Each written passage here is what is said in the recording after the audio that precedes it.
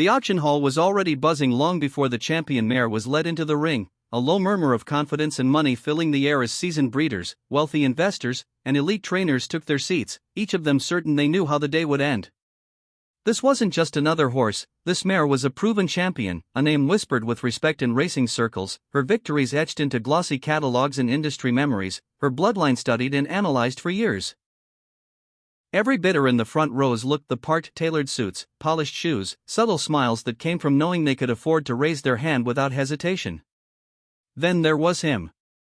He stood near the back, almost blending into the shadows, wearing worn-out clothes that had clearly seen better years, his jacket hanging loose, his boots dusty, his face marked by exhaustion rather than confidence. Most people didn't even notice him at first, and those who did assumed he was lost, maybe someone who wandered in from the street out of curiosity or desperation. A few heads turned, eyebrows lifted, quiet chuckles followed. He didn't belong here, everyone could see that. When the mare finally entered the ring, heads snapped forward, cameras flashed, and the auctioneer's voice grew sharper, more excited. The bidding opened high, exactly as expected, and the familiar rhythm took over. Quick raises, subtle nods, practiced restraint. Numbers climbed effortlessly, as if money itself was competing for the spotlight. The man at the back remained still, his eyes never leaving the mare. He wasn't looking at the crowd, the auctioneer, or the price climbing on the board. He was watching her movement, the way she held her head, the quiet strength in her stance, the calm fire in her eyes. When the bidding paused for a brief second, a silence fell. Just long enough for something unexpected to happen. Slowly, deliberately, the man raised his hand. For a heartbeat, no one reacted. Then the room shifted. Laughter broke out in pockets, confused glances were exchanged, and a few people openly turned in their seats to look at him. Some smiled, others shook their heads, assuming it was a joke or a mistake that would be corrected immediately. The auctioneer hesitated, scanning the room again, almost questioning whether he had seen it correctly. But the hand remained raised. The bid was clear. The laughter grew louder, sharper now, edged with disbelief. Who was this man? Where did he think he was? People whispered that security would step in any moment, that the bid wouldn't be accepted, that this embarrassment would end quickly. Yet the auctioneer called the number. Officially. The sound echoed through the hall like a crack in glass. The atmosphere changed instantly. Smiles faded. The front rows stiffened. A few seasoned bidders narrowed their eyes, irritation replacing amusement. The homeless man lowered his hand and returned to stillness, his expression unreadable, his focus unwavering. What no one in that room understood, not yet, was that this wasn't a random gesture, nor was it desperation. It was the beginning of something that would force everyone present to question what they thought they knew about wealth, worth, and who truly belongs in a place like this. And as the next bid was called, the room had no idea it was standing on the edge of a moment that would soon leave it completely silent. The laughter didn't last long, but its echo lingered in the air as the next bid came almost instantly from the front row, higher, sharper, as if meant to erase the embarrassment of what had just happened. The wealthy bidder didn't even look back, he smiled confidently, certain this was the moment the illusion would collapse. Eyes flicked toward the back again, waiting to see the man lower his gaze, step away, disappear. But he didn't move. He stood exactly where he was, shoulders relaxed, hands steady, watching the mare as if the rising numbers meant nothing. The auctioneer continued, voice growing louder with each increment, feeding off the tension now spreading through the room. The bids climbed fast, faster than before, fueled not just by competition but by pride. No one wanted to be associated with losing to the man everyone had already dismissed. A few people whispered to staff, pointing subtly in his direction, questioning whether his bid should even be allowed. Security glanced over but received no instruction to intervene. The rules were the rules, any registered bidder could raise a hand. And somehow, impossibly, he was registered. As the price crossed a threshold that made several bidders pause, a few hands dropped. Calculations were being made, limits quietly reached. The mare stood calmly in the ring, ears flicking, unbothered by the storm of judgment swirling around her. Then, without hesitation, the man at the back raised his hand again.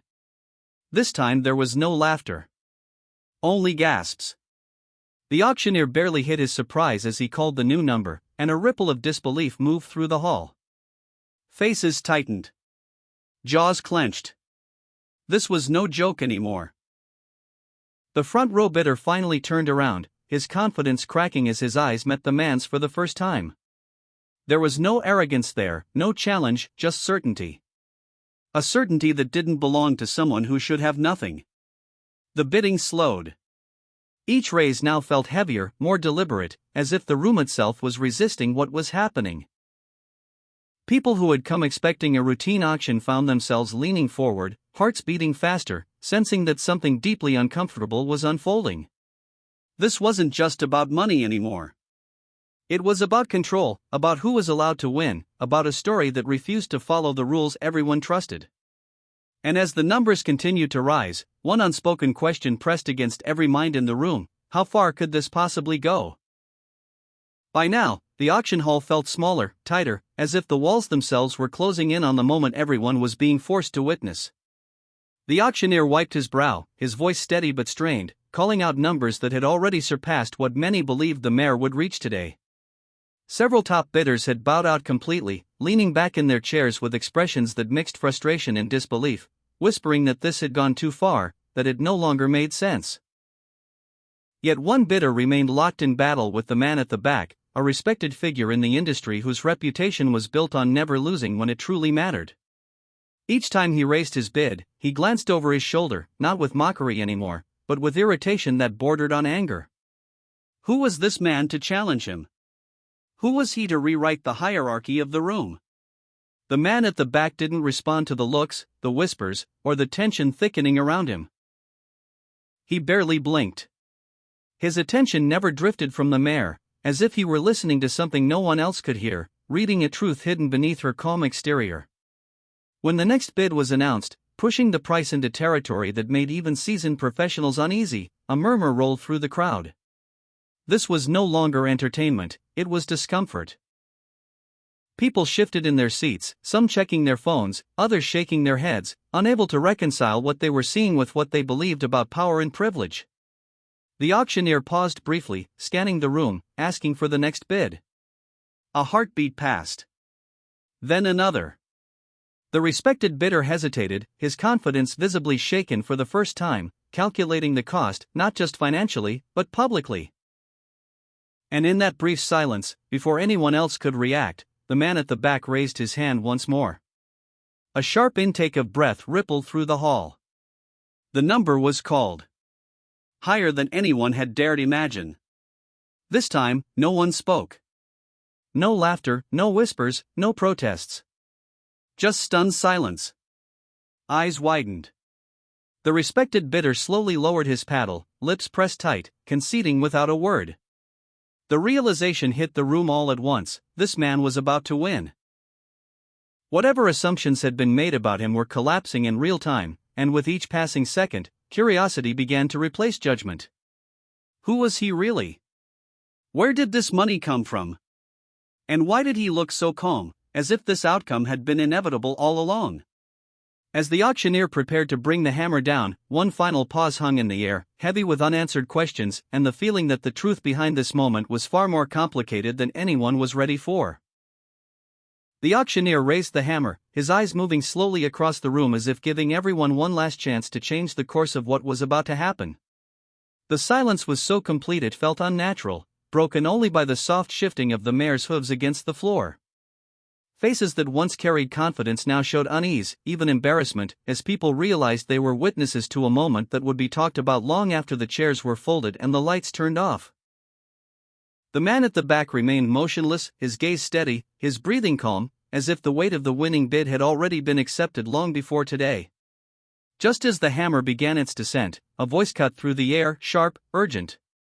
Another bidder, who had dropped out earlier, suddenly raised his hand, driven not by strategy but by pride, unable to accept the image forming in front of him. The auctioneer acknowledged the bid, the number climbing once again, and a collective groan rippled through the hall. I snapped back to the man everyone had underestimated, waiting for hesitation, for doubt, for the moment he would finally step back. Instead, he lifted his hand immediately, without drama, without delay. The response was instant and final. A few people laughed nervously, others stared at the floor, realizing resistance was pointless. The auctioneer called the bid, his voice now carrying a note of disbelief he could no longer hide. Security stood still. No one intervened. The rules had spoken. As the hammer finally came down, the sound echoed louder than it should have, sealing not just a sale, but a shift in the room's unspoken order. The champion mare was sold. And she belonged to the man no one had taken seriously. A wave of shock washed over the audience, followed by restless movement as people whispered, pointed, and tried to make sense of what they had just seen. The man exhaled slowly, the first visible sign of emotion he had shown all day, and for a brief moment, his eyes closed, as if this victory carried a weight far heavier than money. Staff approached him with paperwork, their expressions cautious, curious, respectful in a way that hadn't existed before. Questions burned in the air, unasked but unavoidable. Who was he? How could he afford this? And why did this win feel less like a triumph and more like the closing of a long, painful chapter no one else knew existed? The room buzzed with speculation, but the truth remained just out of reach, waiting to be revealed in a way that would force everyone to confront their assumptions. The moment the hammer fell, the auction hall didn't explode into noise the way moments like this usually do. Instead, it fractured into uneasy fragments of sound, low whispers, hurried footsteps, restrained disbelief. People who had come here confident in their place within this world now found themselves avoiding eye contact, suddenly unsure of how they should react to the man who had just rewritten the rules in front of them. The mare was led calmly out of the ring, her presence still commanding attention, yet all eyes followed the man instead. He signed nothing yet, said nothing yet. He simply stood there, absorbing the shift around him. Staff members approached more carefully now, their tone polite, almost deferential, a sharp contrast to the dismissive looks from earlier. A few bidders lingered nearby, pretending to check their phones while clearly listening for any clue, any explanation that would make this moment easier to digest. Someone whispered that the payment would expose him, that this was where the illusion would finally collapse. Another voice suggested he must be backed by someone powerful, someone hidden. The man heard none of it, or chose not to react. His attention drifted briefly toward the mare as she paused near the exit, turning her head just slightly, as if acknowledging him. That subtle moment didn't go unnoticed by a few experienced horsemen in the room, men who understood animals better than people, men whose expressions shifted from skepticism to something closer to curiosity. They exchanged glances, silently admitting that this connection felt real. Meanwhile, paperwork began to move, numbers were verified, procedures followed with rigid precision. Every step stretched the tension further, prolonging the moment everyone both feared and needed, confirmation. The longer it took, the more uncomfortable the room became. This wasn't just about money anymore. It was about dignity, about being forced to confront how easily assumptions had been made, how quickly a person had been written off based on appearance alone. The man finally looked up, his gaze sweeping across the room, not defiant, not proud, but calm, as if he had expected this reaction all along. Whatever story lay behind him, it was clearly not one he intended to explain yet. And as the process continued, one thing became painfully clear to everyone watching. This auction wasn't the end of his story. It was only the point where the questions truly began. As the paperwork moved from one desk to another, the atmosphere shifted from shock to uneasy curiosity, a tension that clung to every whispered exchange. A few industry veterans lingered closer now, no longer pretending indifference, their eyes studying the man with a new kind of attention, the kind reserved for someone who might matter. One of them murmured that he'd seen the mare before, years ago, back when she was unpolished and overlooked, when only a handful of people believed she would become what she was today. Another nodded slowly, as if piecing together a memory he hadn't allowed himself to trust until now. The man listened without turning around, his posture unchanged, hands resting loosely at his sides. Staff returned with a quiet confirmation, voices lowered, professionalism intact. The bid was valid. The funds were verified. The sale stood. A ripple passed through the room, not loud enough to be called applause, not soft enough to be dismissed. Somewhere between respect and surrender, people began to accept what they could no longer deny. The The mare was brought closer for inspection, and for the first time, the man stepped forward, moving with a familiarity that caught the attention of those who knew horses well. He didn't rush her. He didn't reach out immediately. He simply stood within her space, letting her breathe him in. When he finally placed a hand along her neck, the mare relaxed, lowering her head slightly, a response that silenced even the most skeptical observers. This wasn't luck. This wasn't arrogance. This was recognition. A handler exchanged a glance with a trainer nearby, both of them silently acknowledging that whatever this man lacked in appearance, he possessed something far rarer. Around them, conversations faltered, replaced by questions that no one dared ask out loud yet. How long had he known her? How long had he been waiting for this moment?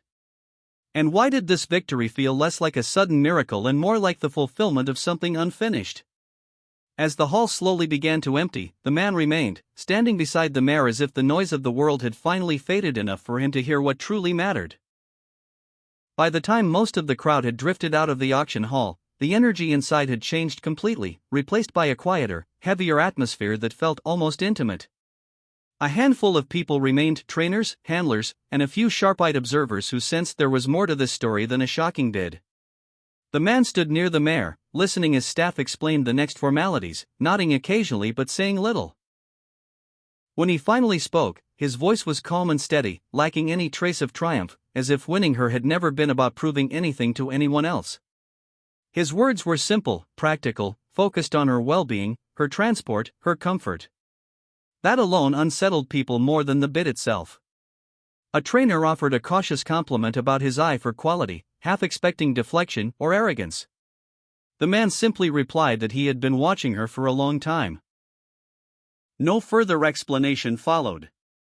That single sentence lingered in the air, heavy with implication. Someone nearby quietly asked where he planned to stable her, assuming a prestigious name would follow. The answer was vague, deliberately so, yet confident enough to suggest he had a place in mind, one shaped by necessity rather than luxury. As the mare was led toward the exit, she hesitated briefly, then followed him without resistance, a small but telling detail that didn't escape notice. A few seasoned horsemen exchanged looks again, the same silent acknowledgement passing between them. This connection wasn't new.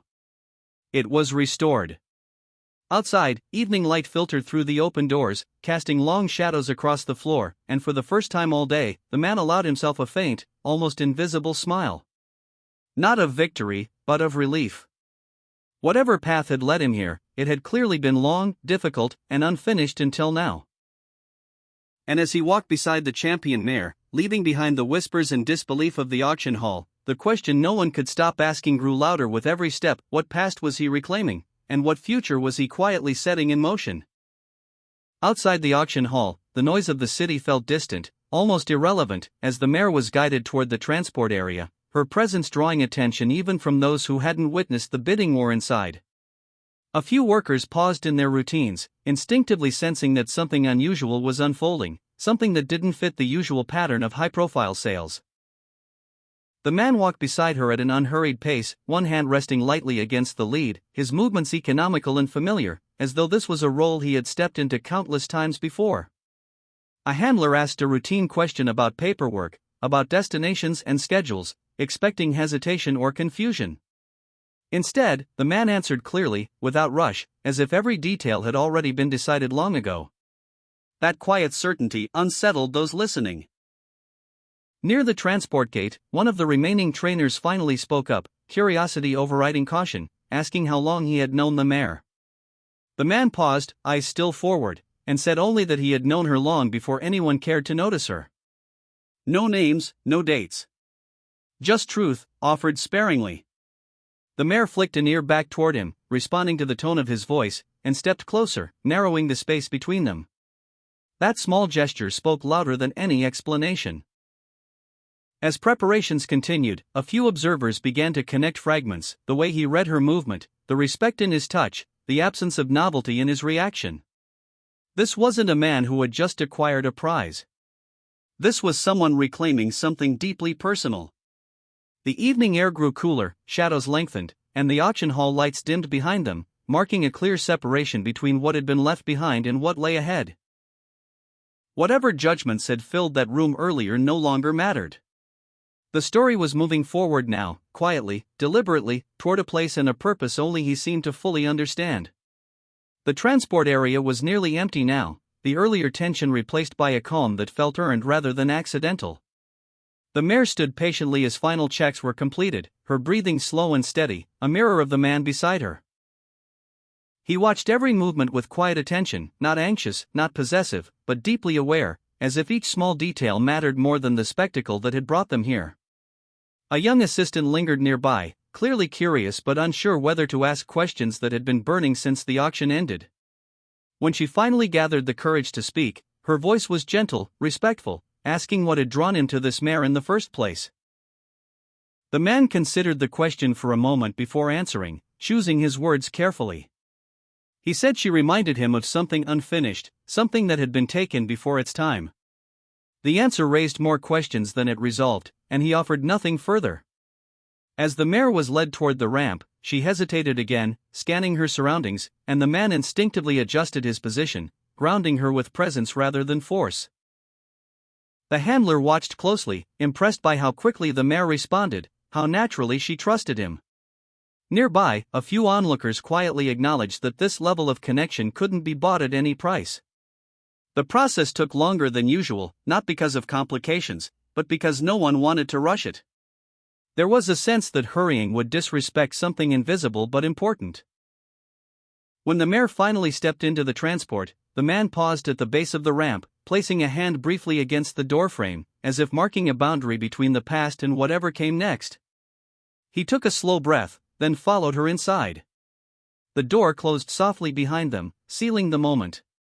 Those who remained stood in silence, aware that they had just witnessed the middle of a story rather than its end.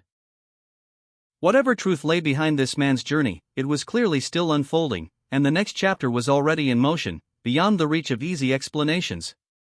The transport doors closed with a muted sound, and for a moment everything stood still, as if the world itself needed time to adjust to what had just been set in motion. Inside, the mare shifted her weight, settling into the unfamiliar space, while the man remained close, speaking softly in a tone meant only for her. Whatever words he used weren't meant to impress or explain, they carried familiarity, reassurance, and patience, the kind built over years rather than moments. Outside, the last few observers dispersed, conversations trailing off into speculation that would follow them long after they left the grounds. Some insisted there had to be a hidden benefactor, a secret deal, a loophole that made sense of the impossible. Others quietly admitted that no explanation would ever fully satisfy them.